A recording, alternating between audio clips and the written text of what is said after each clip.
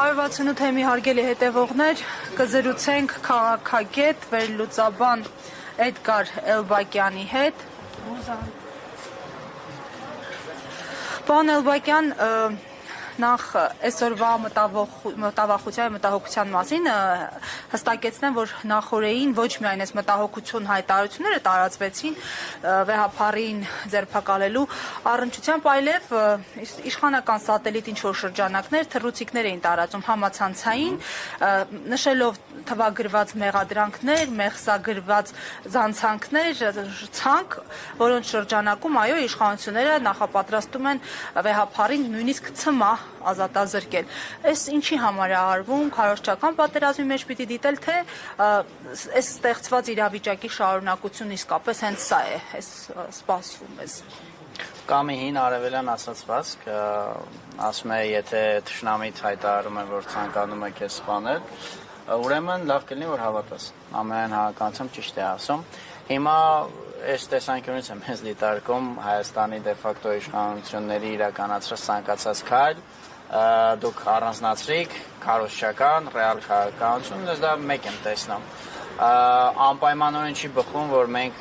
Աստված մի արասեն նման աղետի կարող ենք հենց այսօր ականատես լինել կամ երբևէ ականատես լինել, բայց այն, որ դա իրենց օրակարգում կա, իրենք դրանից բնավ ոչ երկյուղ են զգում, ոչ խնդիր են տեսնում դրանում, դա միանշանակ է։ Հետևաբար մտահոգությունը ես կիսում եմ ոչ միայն այսօր, կիսում էի, երբ որ մենք անցած անգամ այս նույն հարթակի վրա ձեզ հետ հանդիպեցինք հենց հունիս ամիսներ, կկիսեմ նաև վաղը մյուս օրը, որովհետև իրոք իշխանությունները թշնամական քաղաքականություն են վարում հայ ազգի, Հայաստանի ու Սփյուռքի հանդեպ, եկեղեցին էլ այս պայն հայտնվել է իրենք եկեղեցուն բերել են այդ պայքարի կիզակետ, իրենք են եկեղեցին քաղաքականացրել, այսպես ասած, եկեղեցուց հռչակել որպես քաղաքական թշնամի,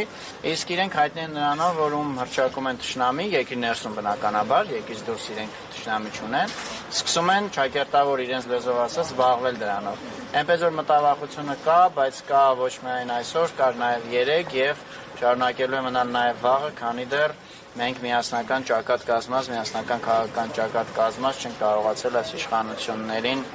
փոխել։ Մտավախությունը կա, իսկ հանգուցալուծումն ինչպես եք տեսնում։ Հանգուցալուծումը տեսնում եմ բացառապես ազգային իշխանափոխությամբ, ազգային բառն էլ հատուկ եմ շեշտում։ Կամ քիչ երկարաժամկետ է, ավելի կարճաժամկետ, որ հերթով բարձրացնելով հոգեվորականներին արդեն տանում են կալանքի արդեն շատերին։ Ճիշտ եք։ Կարճաժամկետ հիմա մենք այստեղ կանգնած ենք, այդ կարճաժամկետի մաս է կազմում։ Ես լավ, այս համատարած իհարկե բացասական բանի մեջ, որ մեր կամքից անկախ կա, մի փոքր շուրջ դրական բան ասեմ։ Այդ դրական բանն այն է, որ այս իշխանությունները ամենազոր չեն եւ առհասարակ չկան ամենազոր իշխանություններ։ Հետեւաբար նույնիսկ կարճաժամկետ ձեր հիշատակած հեռանկարում, կարճաժամկետ պայքարի ասպարեզում հնարավոր է դիմադարձել, եթե լինի կազմակերպված պայքար։ Օրինակ դա հունիս ամսին կար։